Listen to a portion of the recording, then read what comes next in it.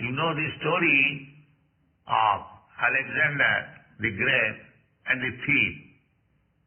Alexander the Great arrested one thief and he was going to punish him.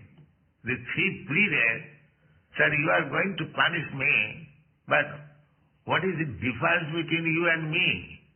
I am a small thief, you are a great thief, that's all.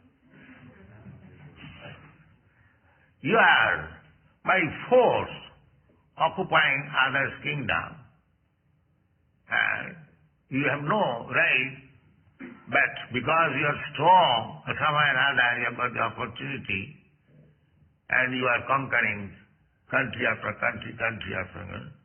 So I am also doing the same thing. So what is the difference between you and me?" So Alexander considered that, yes, I am nothing but a big thief, that's all. So he released him. Yes, I am no better than you.